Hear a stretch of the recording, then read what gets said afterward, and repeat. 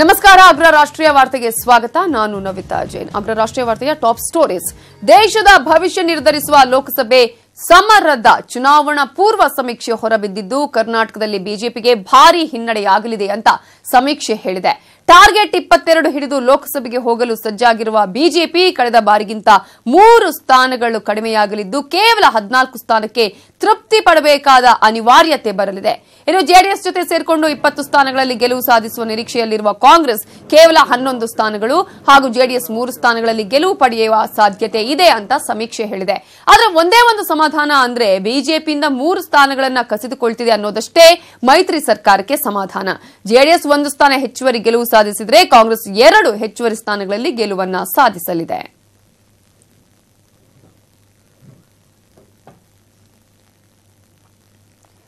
ಈಗಾಗಲೇ ಲೋಕಸಭಾ ಚುನಾವಣಾ ಪೂರ್ವ ಸಮೀಕ್ಷೆಯ ಬಗ್ಗೆ ನಾವು ನೋಡ್ತಾ ಹೋಗೋದಾದ್ರೆ ಇದು ದೇಶದ ಭವಿಷ್ಯವನ್ನ ನಿರ್ಧರಿಸುವಂತಹ ಲೋಕಸಭಾ ಸಮರದ ಚುನಾವಣಾ ಪೂರ್ವ ಸಮೀಕ್ಷೆ. ಕರ್ನಾಟಕದಲ್ಲಿ ಬಿಜೆಪಿಗೆ ಭಾರೀ ಹಿನ್ನಡೆಯಾಗಲಿದೆ ಅನ್ನುವಂತಹ ಸಮೀಕ್ಷೆಯನ್ನ ಕೂಡ ಹೇಳಿದೆ. ಟಾರ್ಗೆಟ್ 22 ಹಿಡಿದು ಲೋಕಸಭೆಗೆ ಹೋಗಲು ಸಜ್ಜಾಗಿರುವಂತಹ ಬಿಜೆಪಿ ಕೇವಲ 14 ಸ್ಥಾನಗಳನ್ನು ಪಡ್ಕೊಳ್ಳೋದಕ್ಕಷ್ಟೇ ಸಾಧ್ಯ ಆಗುತ್ತೆ. ಯುಪಿಎ ಅದರಲ್ಲಿ ಕೂಡ 11 ಸ್ಥಾನಗಳನ್ನು ಪಡ್ಕೊಳ್ಳೋದಕ್ಕೆ ಸಾಧ್ಯ ಆಗುತ್ತೆ. ಹಾಗೇನೆ ಈಗಾಗಲೇ ಮೈತ್ರಿ ಹೊಂದಿರುವಂತಹ ಜೆಡಿಎಸ್ ಪಕ್ಷ 3 ಸ್ಥಾನಗಳನ್ನ ಪಡ್ಕೊಳ್ಳೋದಕ್ಕೆ ಸಾಧ್ಯ ಆಗುತ್ತೆ. ಇನ್ನು ಜೆಡಿಎಸ್ ಜೊತೆ ಸೇರ್ಕೊಂಡು 20 ಸ್ಥಾನಗಳಲ್ಲಿ ಗೆಲುವು ಸಾಧಿಸುವ ನಿರೀಕ್ಷೆಯಲ್ಲಿರುವ ಕಾಂಗ್ರೆಸ್ ಕೇವಲ 11 ಸ್ಥಾನಗಳು ಹಾಗೂ ಜೆಡಿಎಸ್ 3 ಸ್ಥಾನಗಳಲ್ಲಿ ಗೆಲುವು ಪಡೆಯುವ ಸಾಧ್ಯತೆ ಇದೆ ಅಂತ ಸಮೀಕ್ಷೆ ಹೇಳಿದೆ. ಆದರೆ ಬಿಜೆಪಿಯಿಂದ 3 ಸ್ಥಾನಗಳನ್ನು ಕಸಿದುಕೊಳ್ತಾ ಇದೆ ಅನ್ನೋದು ಮೈತ್ರಿ ಸರ್ಕಾರಕ್ಕೆ ಇರುವಂತಹ ಒಂದು ಸಮಾಧಾನ. ಜೆಡಿಎಸ್ 1 ಸ್ಥಾನ ಹೆಚ್ಚುವರಿ ಗೆಲುವು ಸಾಧಿಸಿದರೆ ಕಾಂಗ್ರೆಸ್ 2 ಹೆಚ್ಚುವರಿ ಸ್ಥಾನಗಳಲ್ಲಿ ಗೆಲುವು ಸಾಧಿಸಲಿದೆ ಅನ್ನುವಂತಹ ಸಮೀಕ್ಷೆ ಹೇಳಿದೆ.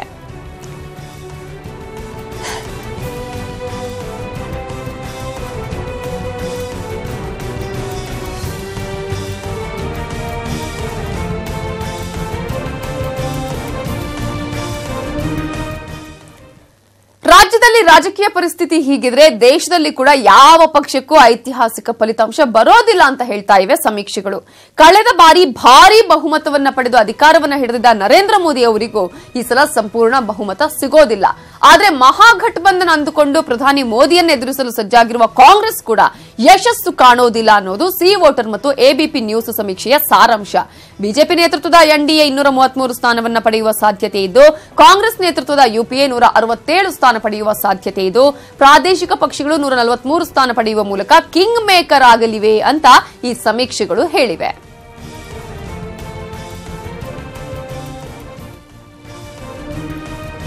ಈಗಾಗಲೇ ಸಾಕಷ್ಟು ಬಹುಮತವನ್ನ ಪಡೆದು ಆಡಳಿತವನ್ನು ನಡೆಸ್ತಾ ಇರುವಂತಹ ಎನ್ಡಿಎ ಕೂಡ 2019ರ ಚುನಾವಣೆಯಲ್ಲಿ ಬಹುಮತವನ್ನು ಪಡೆಯೋದಕ್ಕೆ ಸಾಧ್ಯ ಆಗೋದಿಲ್ಲ ಅನ್ನುವಂಥದ್ದು ಈ ಸಮೀಕ್ಷೆಗಳು ಹೇಳ್ತಾ ಇರುವಂತಹ ಒಂದು ಸಾರಾಂಶ. 233 ಕ್ಷೇತ್ರಗಳನ್ನು ಪಡ್ಕೊಳ್ಳೋದಕ್ಕೆ ಅಷ್ಟೇ ಸಾಧ್ಯ ಆಗುತ್ತೆ ಎನ್ಡಿಎಗೆ.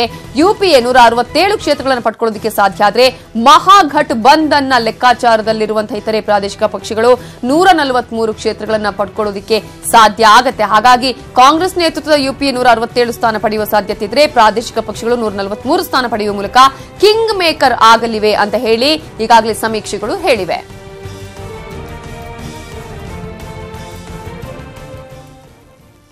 ಇವತ್ತು ಲೋಕಸಭಾ ಚುನಾವಣಾ ಪೂರ್ವ ಸಮೀಕ್ಷೆ ಹೊರಬೀಳುವ ಮೊದಲೇ ಆಂಧ್ರಪ್ರದೇಶದಲ್ಲಿ ಕಾಂಗ್ರೆಸ್ ಟಿಡಿಪಿ ಮೈತ್ರಿ ಮುರಿದು ಬಿದ್ದಿದೆ. ದೆಹಲಿಯಲ್ಲಿ ಸಭೆ ನಡೆಸಿ ನಾವು ಒಟ್ಟಾಗಿ ಸ್ಪರ್ಧೆ ಮಾಡ್ತೀವಿ ಅಂತ ಹೇಳಿದ್ದ 2 ಪಕ್ಷಗಳು ಈಗ ದೂರವಾಗಿವೆ. ಇದಕ್ಕೆ ಕಾರಣ ತೆಲಂಗಾಣ ವಿಧಾನಸಭಾ ಫಲಿತಾಂಶ. ಕಳೆದ ವರ್ಷ ನಡೆದ ಪಂಚರಾಜ್ಯ ಚುನಾವಣೆಗೂ ಮುನ್ನ ರಾಹುಲ್ ಗಾಂಧಿ ಭೇಟಿ ಮಾಡಿದ್ದ ಆಂಧ್ರ ಸಿಎಂ ಚಂದ್ರಬಾಬು ನಾಯ್ಡು ಹೊಂದಾಣಿಕೆ ರಾಜಕೀಯದ ಬಗ್ಗೆ ಮಾತನಾಡಿದ್ರು.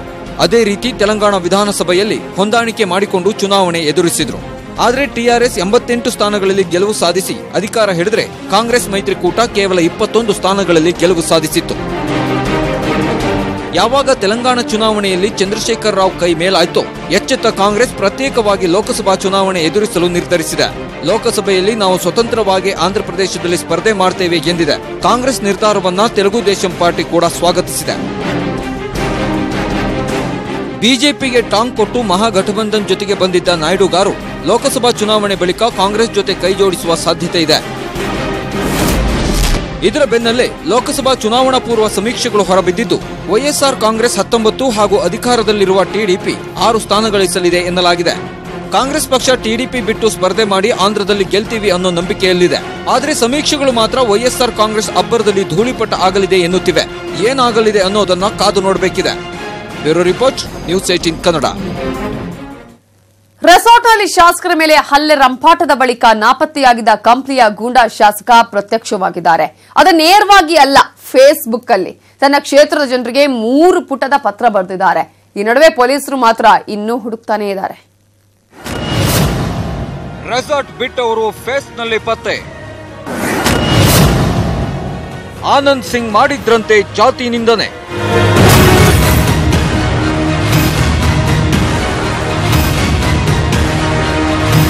ರೆಸಾರ್ಟ್ ರಾಜಕಾರಣ ಮಾಡುವ ವೇಳೆ ಬಾಟಲಿ ಗಲಾಟೆ ಮಾಡಿಕೊಂಡು ವಿಜಯನಗರ ಶಾಸಕ ಆನಂದ್ ಸಿಂಗ್ ಮೇಲೆ ಹಲ್ಲೆ ಮಾಡಿದ್ದ ಕಂಪ್ಲಿಯ ಗೂಂಡಾ ಶಾಸಕ ಗಣೇಶ್ ಫೇಸ್ಬುಕ್ನಲ್ಲೇ ಪತ್ತೆಯಾಗಿದ್ದಾರೆ. ಕಂಪ್ಲಿ ಕಾಂಗ್ರೆಸ್ ಅನ್ನೋ ಪುಟದಲ್ಲಿ ಘಟನೆಯನ್ನ ಬಿಚ್ಚಿಟ್ಟಿದ್ದಾರೆ. ನಾನು ಆನಂದ್ ಸಿಂಗ್ ಪಾರ್ಟಿ ಮಾಡಿದ್ದು ನಿಜ. ಪಾರ್ಟಿ ಮಾಡಿದ ನಂತರ ಆನಂದ್ ಸಿಂಗ್ ಅವರೇ ರೂಮ್ಗೆ ಕರ್ಕೊಂಡು ಹೋಗಿ ಮಧ್ಯರಾತ್ರಿ ತನಕ ಜೊತೆಯಲ್ಲಿ ಕೂರಿಸಿಕೊಂಡು ಮಾತಾಡ್ತಿದ್ರು. ಈ ವೇಳೆ ನೀನು ಸಾಮಾನ್ಯ ವ್ಯಕ್ತಿ, ನನ್ನ ಎದುರು ಕುಳಿತುಕೊಳ್ಳುವ ಶಕ್ತಿ ನಿನಗೆ ಬಂತ ಮಗನೇ, ಕೆಳಗೆ ಕುಳಿತುಕೋ ಅಂತ ನನಗೆ ನಿಂದನೆ ಮಾಡಿದ್ರು. ತುಕಾರಾಮ್ಗೆ ಮಿನಿಸ್ಟರ್ ಮಾಡಲು ದೆಹಲಿಗೆ ಹೋಗ್ತೀಯಾ? ಕಳೆದ ವಿಧಾನಸಭಾ ಚುನಾವಣೆಯಲ್ಲಿ ವಾಲ್ಮೀಕಿ ಸಮುದಾಯ ನನ್ನ ವಿರುದ್ಧ ಇದ್ರು ನನ್ನ ಒಂದು ಕೂದಲು ಕೀಳಲು ಆಗಲಿಲ್ಲ. ನಾನು ಗೆದ್ದು ಬಂದೆ. ನೀನು ಕೀಳು ಜಾತಿಯವನು ಎಂದು ಕೆಳಗೆ ಕೂತಿದ್ದ ನನ್ನ ಎದೆಗೆ ಜೋರಾಗಿ ಕಾಲಿನಿಂದ ಒದೆದು ನನ್ನ ಜಾತಿ ಬಗ್ಗೆ ಕೆಟ್ಟದಾಗಿ ಮಾತನಾಡಿದರು. ನನ್ನ ಹೆಂಡತಿ, ತಾಯಿ, ಅಕ್ಕನ ಮೇಲೆ ಕೆಟ್ಟದಾಗಿ ಮಾತನಾಡಿ ಅವಾಚ್ಯ ಶಬ್ದಗಳಿಂದ ಬೈದ್ರು. ಜಾತಿ ನಿಂದನೆ ಮಾಡಿದ್ರು. ನನ್ನ ಶರ್ಟ್ ಹರಿದು ನನ್ನ ಬಲಗೈ ಹೆಬ್ಬೆರಳನ್ನ ತಿರುಗಿಸಿ ಬೆಡ್ ಲೈಟ್ ನಲ್ಲಿ ನನ್ನ ಬೆನ್ನಿಗೆ ಹೊಡೆದು ಹಲ್ಲೆ ಮಾಡಿದ್ರು. ಅವರು ನನ್ನ ಮೇಲೆ ಮೊದಲು ಕೈ ಎತ್ತಿದ್ದಕ್ಕೆ ನಾನು ಅವರ ಮೇಲೆ ಕೈ ಎತ್ತಿದೆ. ಇದಕ್ಕೆ ಭೀಮಾ ನಾಯಕ್, ವಿಶ್ವ ಹಾಗೂ ಶರಣಪ್ಪ ಪ್ರತ್ಯಕ್ಷ ಸಾಕ್ಷಿ. ಇಂತಿ ನಿಮ್ಮ ವಿಶ್ವಾಸಿ ಜೆಎನ್ ಗಣೇಶ. ಹೀಗೆ ಸಾಕಷ್ಟು ವಿವರವಾಗಿ ಮತದಾರರಿಗೆ ಪತ್ರ ಬರೆದಿದ್ದಾರೆ. ಈ ನಡುವೆ ಕಂಪ್ಲಿ ಗಣೇಶ್ ಪರ ಬೆಂಬಲಿಗರು ಬ್ಯಾಟಿಂಗ್ ನಡೆಸಿದ್ದು ಕೆಪಿಸಿಸಿ ಕಚೇರಿಯಲ್ಲಿ ಕಾಂಗ್ರೆಸ್ ನಾಯಕರನ್ನ ಭೇಟಿ ಮಾಡಿದ್ರು. ಈ ವೇಳೆ ಗಣೇಶ್ ಅಮಾನತು ವಾಪಸ್ ಪಡೆಯಬೇಕು, ಆನಂದ್ ಸಿಂಗ್ ಕೂಡ ಗಣೇಶ್ ಮೇಲೆ ಹಲ್ಲೆ ಮಾಡಿ ಜಾತಿ ನಿಂದನೆ ಮಾಡಿದ್ದಾರೆ ಅಂತ ದೂರಿದ್ರು. ಈ ವೇಳೆ ಸಿದ್ದರಾಮಯ್ಯ ಗರಂ ಆಗಿದ್ದು ನಾನೇನು ಮಾಡೋಕ್ಕಾಗಲ್ಲ ಎಂದ್ರು ಎನ್ನಲಾಗಿದೆ. ಇನ್ನು ಹಲ್ಲೆ ಆರೋಪದ ಮೇಲೆ ಕಂಪ್ಲಿ ಗಣೇಶ್ ಮೇಲೆ ಎಫ್ಐಆರ್ ಆಗಿದ್ದು 4 ತಂಡ ರಚನೆ ಮಾಡಿದ್ದೇವೆ.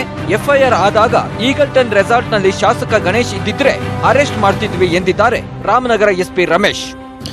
ಎಫ್ಐಆರ್ ಆದ ನಂತರ ನಾವು ಬೇಸಿಕ್ ಇನ್ವೆಸ್ಟಿಗೇಷನ್ ಶುರು ಮಾಡಿ ಎಲ್ಲಿ ಪಂಚನಾಮೆಲ್ಲ ಆದ ನಂತರ ಈಗ ಎಲ್ಲಿದ್ದಾರೆ ಅಂತ ಸೆಕ್ಯೂರ್ ಮಾಡೋಕ್ಕೆ ನಾವು ಒಂದು 4 ತಂಡಗಳು ರಚಿಸಿ ಬೇರೆ ಬೇರೆ ಕಡೆ ಒಂದೇನೆಂದರೆ 21ನೇ ತಾರೀಕು ಕಂಪ್ಲೇಂಟ್ ಆಯಿತು. ಕಂಪ್ಲೇಂಟ್ ರಿಜಿಸ್ಟರ್ ಆಗೋವರೆಗೆ ಸಾಯಂಕಾಲ ಆಗೋಯಿತು. ಸ್ಟೇಟ್ಮೆಂಟ್ ಮಾಡಿ ಬಂದು ಎಫ್ಐಆರ್ ಮಾಡೋಕ್ಕೆ ಸಾಯಂಕಾಲ ಆಗೋಯಿತು. ಸಾಯಂಕಾಲ ಆದ ನಂತರ ನೆಕ್ಸ್ಟ್ ಡೇ ಆ ಇನ್ಸಿಡೆಂಟ್ ಬಗ್ಗೆ ಪಂಚನಾಮ ಮಾಡೋಕ್ಕೆ, ಆ ಇನ್ಸಿಡೆಂಟ್ ಬಗ್ಗೆ ಡೀಟೇಲ್ಸ್ ತೊಗೊಳ್ಳೋಕ್ಕೆ ಸಾಯಂಕಾಲ ಯಾರೂ ಇರಲಿಲ್ಲ. ಸೊ ನೆಕ್ಸ್ಟ್ ಡೇ ಮಾರ್ನಿಂಗ್ ಆದ ನಂತರ ನಾವು ಆ ನಂತರ ಶುರು ಮಾಡಿದ್ವಿ ಎಲ್ಲಿದ್ದಾರೆ ಅಂತ ಟ್ರೇಸ್ ಮಾಡೋಕ್ಕೆ. ಆನಂದ್ ಸಿಂಗ್ ಮೇಲೆ ಹಲ್ಲೆ ಮಾಡಿರೋದು ಅವರ ಮುಖದ ಮೇಲೆ ಕಾಣ್ತಿದೆ. ಆದ್ರೆ ಈ ಹಲ್ಲೆಗೂ ಮುನ್ನ ಏನೆಲ್ಲ ಆಗಿದೆ ಅನ್ನೋದು ತನಿಖೆಯಿಂದಷ್ಟೇ ಗೊತ್ತಾಗಬೇಕಿದೆ. Bureau report, news 18 Kannada. Kampli ಶಾಸಕ ಗಣೇಶ್ ಅವರಿಂದ ಏಟು ತಿಂದು ಕಳೆದ 5 ದಿನಗಳಿಂದ ಆಸ್ಪತ್ರೆಯಲ್ಲಿ ಚಿಕಿತ್ಸೆ ಪಡೆಯುತ್ತಾ ಇದ್ದ ಶಾಸಕ ಆನಂದ್ ಸಿಂಗ್ ಇವತ್ತು ಅಪೋಲೋ ಆಸ್ಪತ್ರೆಯಿಂದ ನಾರಾಯಣ ನೇತ್ರಾಲಯಕ್ಕೆ ತೆರಳಿದ್ರು. ಸುಮಾರು 1 ಗಂಟೆಗಳ ಕಾಲ ಆನಂದ್ ಸಿಂಗ್ ಕಣ್ಣಿನ ಪರೀಕ್ಷೆ ನಡೆಸಿದ ನಾರಾಯಣ ನೇತ್ರಾಲಯದ ಡಾಕ್ಟರ್ ಭುಜಂಗ ಶೆಟ್ಟಿ ಮತ್ತು ತಂಡ ಕಣ್ಣಿಗೆ ಏಟು ಬಿದ್ದಿದ್ದ ಬಗ್ಗೆ ಸಂಪೂರ್ಣ ತಪಾಸಣೆ ನಡೆಸಿತು. ಬಳಿಕ ಮಾತನಾಡಿದ ವೈದ್ಯರು, ಕಣ್ಣಿನ ಕೆಳಗಿನ ಮೂಳೆ ಮುರಿತದಿಂದ ಆನಂದ್ ಸಿಂಗ್ಗೆ 2 ದೃಶ್ಯಗಳು ಕಾಣಿಸ್ತಾ ಇದ್ದು ಮುಂದಿನ ವಾರ ಸರ್ಜರಿ ಮಾಡುವ ಬಗ್ಗೆ ನಿರ್ಧರಿಸುವುದಾಗಿ ವೈದ್ಯರು ತಿಳಿಸಿದ್ದಾರೆ.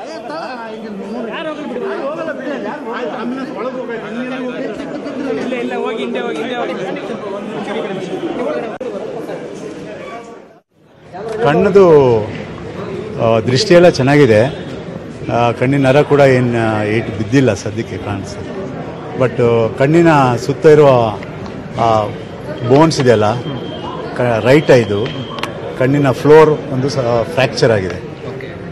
ಅದರಿಂದ ಅವರಿಗೆ ಒಂದು ಸ್ವಲ್ಪ ಡಬಲ್ ವಿಷನ್ ಇದೆ ಇವಾಗ ಸದ್ಯಕ್ಕೆ. 2 ಕಾಣುತ್ತೆ ಆ ಪಾಯಿಂಟಲ್ಲಿ. ಸದ್ಯಕ್ಕೆ ಏನು ಇಂಟರ್ವೆನ್ಷನ್ ಏನು ಮಾಡ್ತಾ ಇಲ್ಲ. ಸ್ವಲ್ಪ ಮೆಡಿಸಿನಲ್ಲೇ 1 ವೀಕು ನೋಡಿಬಿಟ್ಟು ಆಮೇಲೆ ರಿವ್ಯೂ ಮಾಡಿ ನೆಕ್ಸ್ಟ್ ಏನು ಮಾಡೋದು. ಕಾಂಗ್ರೆಸ್ ಸಚಿವರು ಪತ್ರಕರ್ತರನ್ನ ಉಗ್ರಗಾಮಿಗಳು ಅಂದಿದ್ದಾರೆ.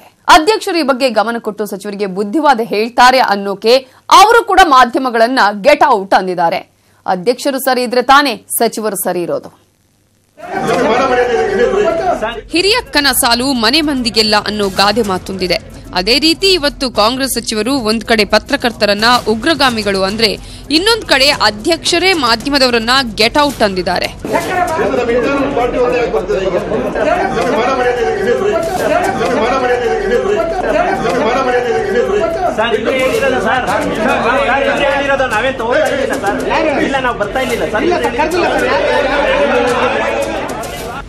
ಸಮಾಜ ಕಲ್ಯಾಣ ಸಚಿವ ಪ್ರಿಯಾಂಕ್ ಖರ್ಗೆ ಎಲುಬಿಲ್ಲದ ನಾಲಗೆಯನ್ನ ಹರಿಬಿಟ್ಟಿದ್ದಾರೆ. ಪತ್ರಿಕೋದ್ಯಮ ವಿದ್ಯಾರ್ಥಿಗಳ ಕಾರ್ಯಕ್ರಮದಲ್ಲಿ ಅಹಂಕಾರದ ಮಾತನಾಡಿರುವ ಮಿನಿಸ್ಟರ್ ಪತ್ರಕರ್ತರು ಉಗ್ರಗಾಮಿಗಳು ಅಂದಿದ್ದಾರೆ. ಅಪ್ಪನ ಆಶೀರ್ವಾದದಿಂದ ಮಂತ್ರಿಯಾಗಿರೋ ಪ್ರಿಯಾಂಕ್ ಖರ್ಗೆಗೆ ತಲೆಯೇ ನಿಲ್ತಿಲ್ಲ. ಸಿದ್ದಗಂಗಾ ಶ್ರೀಗಳು ಶಿವೈಕ್ಯರಾದ ದಿನ ಸ್ವತಃ ಸಿಎಂ ಕಾರ್ಯಕ್ರಮ ಬೇಡ ಅಂದ್ರೂ ಹದ್ದು ಮೀರಿ ಅಶೋಕ್ ಹೋಟೆಲ್ನಲ್ಲಿ ಕಾರ್ಯಕ್ರಮ ಮಾಡಿದ್ರು. ಇದನ್ನ ವರದಿ ಮಾಡಿದ್ದಕ್ಕೆ ಉಗ್ರಗಾಮಿಗಳಿಗೆ ಹೋಲಿಸಿ ದರ್ಪ ಮೆರೆದಿದ್ದಾರೆ. ಇನ್ನೊಂದು ಕಡೆ ಕಾಂಗ್ರೆಸ್ನ ಗೂಂಡಾ ಶಾಸಕ ಗಣೇಶ್ ಬಗ್ಗೆ ವಸ್ತುನಿಷ್ಠ ವರದಿ ಮಾಡಿದ್ದಕ್ಕೆ ಕೆಪಿಸಿಸಿ ಅಧ್ಯಕ್ಷ ದಿನೇಶ್ ಗುಂಡೂರಾವ್ ಕೂಡ ಮೈ ಮೇಲೆ ಚೇಳು ಬಿಟ್ಕೊಂಡಿದ್ದಾರೆ. ಇವತ್ತು ಕೆಪಿಸಿಸಿ ಕಚೇರಿಗೆ ಹೋಗಿದ್ದಾಗ ನಿಮ್ಗೆ ಮಾನ ಮರ್ಯಾದೆ ಇಲ್ವಾ, ಗೆಟ್ ಔಟ್ ಅಂದಿದ್ದಾರೆ.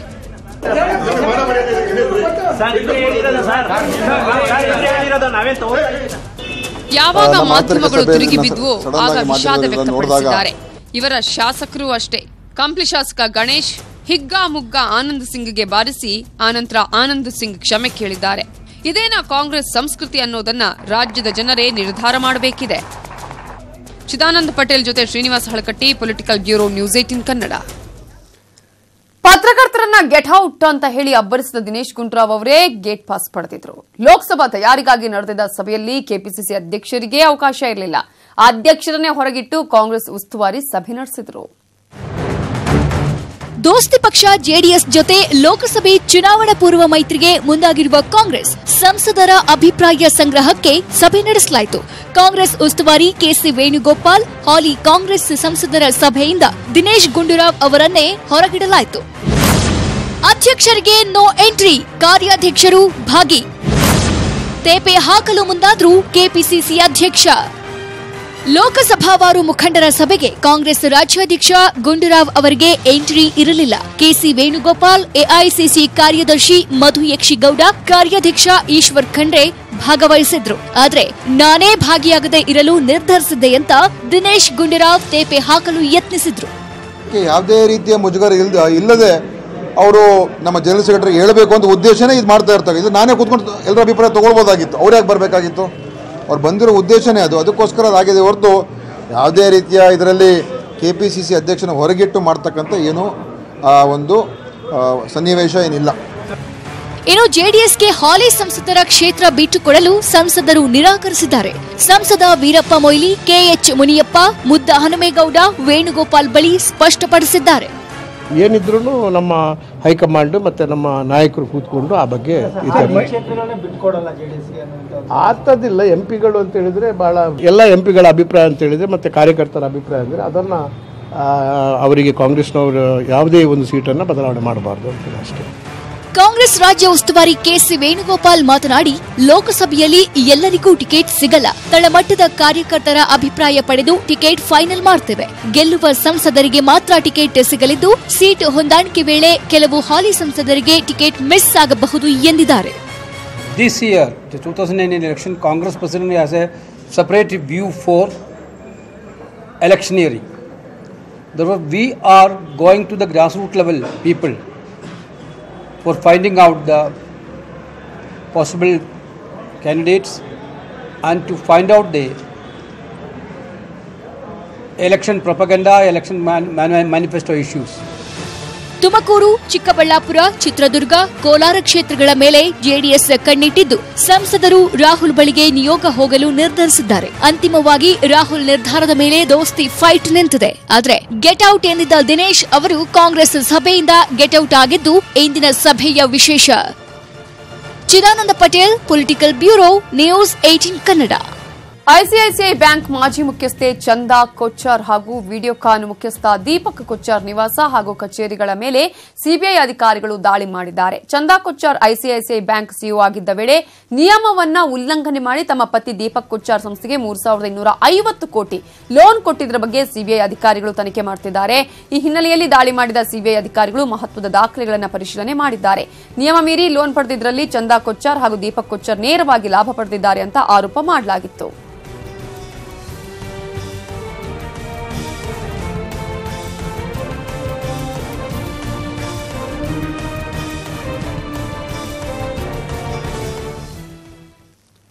ಈ ಬಾರಿಯ ಗಣರಾಜ್ಯೋತ್ಸವ ಕಾರ್ಯಕ್ರಮ ಒಂದು ಅಪರೂಪದ ವಿಶೇಷ ಕ್ಷಣಕ್ಕೆ ಸಾಕ್ಷಿಯಾಗ್ತಿದೆ. ಒಂದು ಕಾಲದಲ್ಲಿ ಭಾರತದ ವಿರುದ್ಧವೇ ಗನ್ ಹಿಡಿದು ಹೋರಾಡಿದ್ದ ಉಗ್ರನಿಗೆ ರಾಷ್ಟ್ರಪತಿಗಳು ಮರಣೋತ್ತರವಾಗಿ ಅಶೋಕ ಚಕ್ರ ನೀಡಿ ಗೌರವಿಸಲಿದ್ದಾರೆ. ಭಯೋತ್ಪಾದಕನಾಗಿದ್ದ ವಾನಿಗೆ ಅಶೋಕ ಚಕ್ರ. 70ನೇ ಗಣರಾಜ್ಯೋತ್ಸವಕ್ಕೆ ದೆಹಲಿಯ ರಾಜ್ಪಥ್ನಲ್ಲಿ ಸಕಲ ತಯಾರಿಗಳು ನಡೆಯುತ್ತಿವೆ. ರಾಷ್ಟ್ರಪತಿ ರಾಮನಾಥ್ ಕೋವಿಂದ್ ಈ ಬಾರಿ ಮಾಜಿ ಉಗ್ರನೊಬ್ಬನಿಗೆ ಸೇನೆಯ ಅತ್ಯುನ್ನತ ಗೌರವವಾದ ಅಶೋಕ್ ಚಕ್ರ ಪ್ರದಾನ ಮಾಡಲಿದ್ದಾರೆ. ಇದು ಸ್ವತಂತ್ರ ಭಾರತದಲ್ಲಿ ನಡೆಯುತ್ತಿರುವ ಅಪರೂಪದ ಘಟನೆಯಾಗಿದೆ. ದೇಶದ ವಿರುದ್ಧವೇ ಬಂದೂಕು ಹಿಡಿದಿದ್ದ ವಾನಿ, ದೇಶಕ್ಕಾಗಿಯೇ ಪ್ರಾಣ ಬಿಟ್ಟ ವೀರ ಯೋಧ. 2004ಕ್ಕೂ ಮೊದಲು ಉಗ್ರನಾಗಿ ಗುರುತಿಸಿಕೊಂಡಿದ್ದ ನಜೀರ್ ಅಹಮದ್ ವಾನಿ ಬಳಿಕ ಮನಸ್ಸು ಬದಲಿಸಿ ಉಗ್ರವಾದ ತೊರೆದು ಸೇನೆ ಸೇರಿದ್ದ. 2007ರಿಂದ 2018ರ ತನಕ ಸೇನೆಯಲ್ಲಿ ಲ್ಯಾನ್ಸ್ ನಾಯಕ್ ಆಗಿ ಕರ್ತವ್ಯ ನಿರ್ವಹಿಸಿದ್ದ ವಾನಿ ಉಗ್ರರ ಗುಂಡೇಟಿಗೆ ಬಲಿಯಾಗಿದ್ದ. 6 ಉಗ್ರರ ಪೈಕಿ 2 ಹತ್ಯೆ. ಅವತ್ತು ನವೆಂಬರ್ 25, 2018 ದಕ್ಷಿಣ ಕಾಶ್ಮೀರದಲ್ಲಿ ಉಗ್ರರು ದಾಳಿ ನಡೆಸಿದ್ರು. ಈ ವೇಳೆ 6 ಉಗ್ರರ ಪೈಕಿ 2ರನ್ನ ಹೊಡೆದುರುಳಿಸಿ ವೀರ ಮರಣವನ್ನ ಒಪ್ಪಿದ್ರು ವಾನಿ. ವಾನಿ ಸೇವೆಯನ್ನ ಪರಿಗಣಿಸಿದ ಕೇಂದ್ರ ಸರ್ಕಾರ ಮರಣೋತ್ತರವಾಗಿ ಸೇನೆಯಲ್ಲಿ ನೀಡುವ ಅತ್ಯುನ್ನತ ಗೌರವವಾದ ಅಶೋಕ ಚಕ್ರ ನೀಡಿ ಗೌರವಿಸುತ್ತಿದೆ. ನಜೀರ್ ಅಹಮದ್ ವಾನಿ ಪತ್ನಿ ಉಗ್ರನ ಹೆಂಡತಿ ಎನ್ನಿಸಿಕೊಳ್ಳಬೇಕಾದ ಪರಿಸ್ಥಿತಿ ಇತ್ತು. ಆದರೆ ಬದಲಾದ ಪರಿಸ್ಥಿತಿಯಲ್ಲಿ ರಾಷ್ಟ್ರಪತಿಗಳಿಂದ ಅಶೋಕ ಚಕ್ರ ಪಡೆದುಕೊಳ್ಳುತ್ತಿರೋದು ಹೆಮ್ಮೆಯ ವಿಚಾರ. Shivaraj, bureau report, news 18 Kannada. ನಡೆದಾಡುವ ದೇವರು ಶಿವಕುಮಾರ ಸ್ವಾಮೀಜಿ ದೇಹತ್ಯಾಗ ಮಾಡಿ ಇಂದಿಗೆ 4 ದಿನ ಕಳೆದಿದೆ. ಮಠದಲ್ಲಿ ಮಕ್ಕಳಿಗೆ ಅನಾಥ ಪ್ರಜ್ಞೆ ಕಾಡ್ತಿದ್ದು ಶ್ರೀಗಳ ಗದ್ದುಗೆಯ ದರ್ಶನಕ್ಕೆ ಭಕ್ತ ಸಾಗರವೇ ಹರಿದು ಬರ್ತಿದೆ. ಜನವರಿ 31ರಂದು ನಡೆದಾಡುವ ದೇವರ ಪುಣ್ಯಸ್ಮರಣೆ ಕಾರ್ಯಕ್ರಮ ನಡೆಯಲಿದೆ. ಸಿದ್ದಗಂಗಾ ಶ್ರೀಗಳ ಅಂತ್ಯಕ್ರಿಯೆಗೆ ಬಾಗಲಕೋಟೆಯಲ್ಲಿ ತಯಾರಿಸಿದ ಶುದ್ಧ ಕ್ರಿಯಾ ಭಸ್ಮ ಬಳಕೆ ಮಾಡಲಾಗಿತ್ತು. ಮುಚಕಂಡಿ ಗ್ರಾಮದ ಶ್ರೀ ವೀರಭದ್ರೇಶ್ವರ ವಿಭೂತಿ ನಿರ್ಮಾಣ ಕೇಂದ್ರದ ವೀರಯ್ಯ ಹಿರೇಮಠ ಶ್ರೀಮಠಕ್ಕೆ ಹಿಂದಿನಿಂದಲೂ ವಿಭೂತಿ ಕೊಡ್ತಾ ಇದ್ರು. 6 ತಿಂಗಳ ಹಿಂದೆ ಕಿರಿಯ ಸ್ವಾಮೀಜಿಗಳು 10,000 ಕ್ರಿಯಾಗಟ್ಟಿ ಪೂರೈಸುವಂತೆ ಕೇಳಿದ್ರು. ಆದರೆ 21ನೇ ತಾರೀಕು ಶಿವಕುಮಾರ ಸ್ವಾಮೀಜಿ ಲಿಂಗೈಕ್ಯದ ಸುದ್ದಿ ತಿಳಿತಾ ಇದ್ದಂತೆ ವೀರಯ್ಯನವರು 10,000 ವಿಭೂತಿ ಗಟ್ಟಿಯನ್ನು ತಂದು ಉಚಿತವಾಗಿ ನೀಡಿದರು. ಶ್ರೀಗಳ ಅಂತ್ಯ ಸಂಸ್ಕಾರದಲ್ಲಿ ಭಾಗವಹಿಸಿ ಧನ್ಯತಾ ಭಾವ ಮೆರೆದಿದ್ದಾರೆ.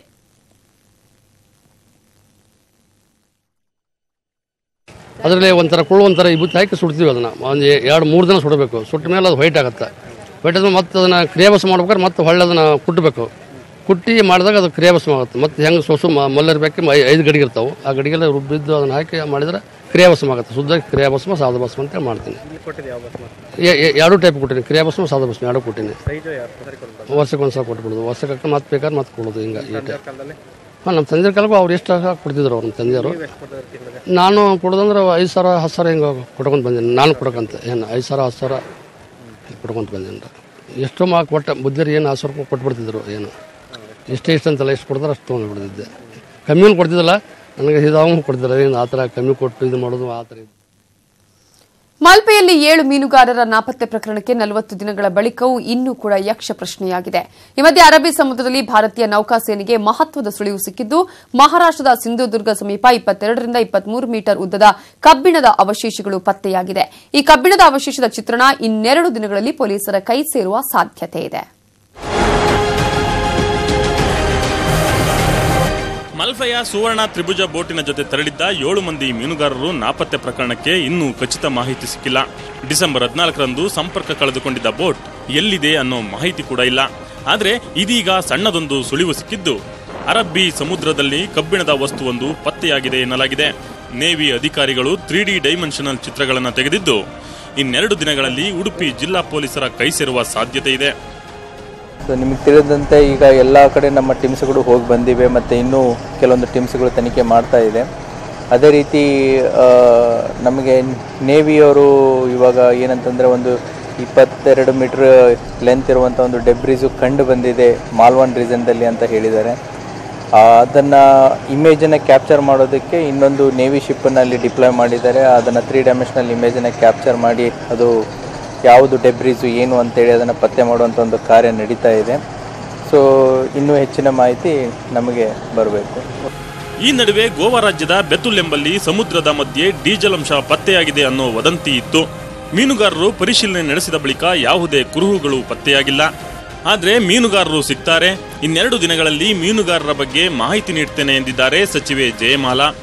ಇಲ್ಲಿಯವರೆಗೂ ನಾವು ಎಲ್ಲ ರೀತಿಯ ನೇವಿ ಇರ್ಬೋದು, ಸೇನೆ ಇರ್ಬೋದು, ಪತ್ತೆ ಹಚ್ಚುವ ಕಾರ್ಯ ಇರ್ಬೋದು, ಮಹಾರಾಷ್ಟ್ರ ಸರ್ಕಾರ, ಕೇಂದ್ರ ಸರ್ಕಾರ ಎಲ್ಲರಲ್ಲೂ ಕೂಡ ನಾವು ನೇರ ಸಂಪರ್ಕಕ್ಕೆ ಬಂದು ಸರ್ಕಾರ ದೂರವಾಣಿ ಮೂಲಕ ಕೂಡ ಸಂಪರ್ಕದಲ್ಲಿದ್ದು ಎಲ್ಲರ ಜೊತೆಯಲ್ಲೂ ಕೋಆರ್ಡಿನೇಟ್ ಮಾಡಿ ಈಗಾಗಲೇ ಒಂದು ತಾರ್ಕಿಕ ಅಂತ್ಯಕ್ಕೆ ಬಂದಿದೆ. ನಾವು ಒಂದು 2 ದಿನ ಟೈಮ್ ಕೊಡಿ, I'll get back to you ಈ ವಿಷಯವಾಗಿ. ನೌಕಾಪಡೆಗೆ ಸಿಕ್ಕಿರುವ ಕುರುಹುಗಳು ಇದೇ ಬೋಟಿನದ್ದು ಎನ್ನುವುದು ಖಚಿತವಾದರೆ ಮೀನುಗಾರರು ಏನಾದರೂ ಅನ್ನೋ ಪ್ರಶ್ನೆ ಉದ್ಭವವಾಗಲಿದೆ. ಆಧುನಿಕ ತಂತ್ರಜ್ಞಾನ ಬಳಸಿ ನೌಕಾಪಡೆ ಹುಡುಕಾಟ ನಡೆಸಿದೆ. ಮೀನುಗಾರರು ವಾಪಸ್ ಬರ್ತಾರೆ ಅಂತ ಕುಟುಂಬಸ್ಥರು ನಿರೀಕ್ಷೆಯಲ್ಲಿದ್ದಾರೆ. ಫೋಟೋಗಳು ಕೈ ಸೇರಿದ ಬಳಿಕ ಎಲ್ಲದಕ್ಕೂ ಉತ್ತರ ಸಿಗಲಿದೆ. ಪರೀಕ್ಷಿತ್ ಶೇಟ್, ನ್ಯೂಸ್ 18 ಕನ್ನಡ, ಉಡುಪಿ. ಮೇಘಾಲಯ ಗಣಿ ದುರಂತದಲ್ಲಿ ಸಿಲುಕಿದ್ದ ಓರ್ವ ಕಾರ್ಮಿಕನ ಮೃತದೇಹವನ್ನು ಹೊರತೆಗೆಯಲಾಗಿದೆ. ಗಣಿಗಾರಿಕೆ ನಡೆದು 42 ದಿನಗಳ ಬಳಿಕ ಗಣಿಯಲ್ಲಿ ಸಿಲುಕಿದ ಒಬ್ಬ ಕಾರ್ಮಿಕನ ದೇಹವನ್ನು ಹೊರತೆಗೆಯಲಾಗಿದ್ದು ಎನ್ಡಿಆರ್ಎಫ್ ಸಿಬ್ಬಂದಿ ಕಾರ್ಯಾಚರಣೆ ಮುಂದುವರೆಸಿದೆ. ಗಣಿಯಲ್ಲಿ ಕೊಳೆತ ಸ್ಥಿತಿಯಲ್ಲಿ ದೇಹವನ್ನು ಮರಣೋತ್ತರ ಪರೀಕ್ಷೆಗೆ ಕಳುಹಿಸಲಾಗಿದೆ. 370 ಅಡಿ ಆಳದಲ್ಲಿ ಸಿಲುಕಿದ 15 ಜನ ಕಾರ್ಮಿಕರಲ್ಲಿ ಒಬ್ಬನ ಶವವನ್ನು ನೌಕಾಪಡೆಯ ಸಹಾಯದಿಂದಾಗಿ ಮೇಲೆತ್ತಲಾಗಿದೆ. ಡಿಸೆಂಬರ್ 13ರಂದು ಮೇಘಾಲಯದಲ್ಲಿ ಗಣಿಗಾರಿಕೆ ಮಾಡಲು ಹೋಗಿದ್ದ 15 ಕಾರ್ಮಿಕರು ಒಳಗೆ ಸಿಲುಕಿಕೊಂಡಿದ್ದರು. 370 ಅಡಿ ಆಳದಲ್ಲಿ ಸಿಲುಕಿದ್ದ ಕಾರ್ಮಿಕರಿಗೆ ಮೇಲೆ ಬರಲು ಸಾಧ್ಯವಾಗಿರಲಿಲ್ಲ.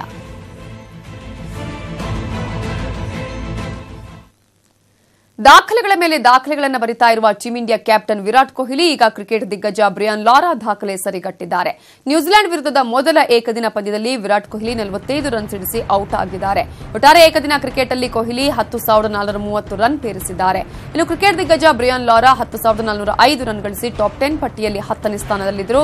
ಈಗ ಬ್ರಿಯಾನ್ ಲಾರಾರನ್ನ ಹಿಂದಿಕ್ಕಿ ಕೊಹ್ಲಿ ಟಾಪ್ 10 ಪಟ್ಟಿಯಲ್ಲಿ ಸ್ಥಾನ ಪಡೆದಿದ್ದಾರೆ. ಟೀಂ ಇಂಡಿಯಾದ ಗೋಡೆ ಖ್ಯಾತಿಯ ರಾಹುಲ್ ದ್ರಾವಿಡ್ 10,889 ರನ್ ದಾಖಲೆಯನ್ನ ವಿರಾಟ್ ಕೊಹ್ಲಿ ಈಗ ಮುಂದಿದೆ.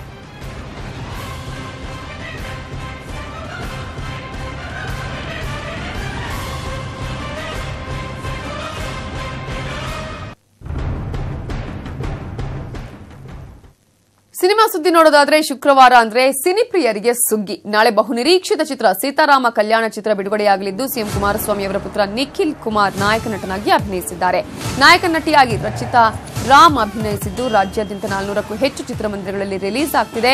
ಇವತ್ತು ಒರಾಯನ್ ಮಾಲ್ನಲ್ಲಿ ಪ್ರೀಮಿಯರ್ ಶೋ ಆಯೋಜನೆ ಮಾಡಲಾಗಿದ್ದು ಮುಖ್ಯಮಂತ್ರಿ ಕುಮಾರಸ್ವಾಮಿ, ಮಾಜಿ ಸಿಎಂ ಸಿದ್ದರಾಮಯ್ಯ, ಕೆಎಸ್ ಈಶ್ವರಪ್ಪ ಸೇರಿದಂತೆ ಹಲವು ರಾಜಕಾರಣಿಗಳು ಭಾಗಿಯಾಗಿದ್ದಾರೆ.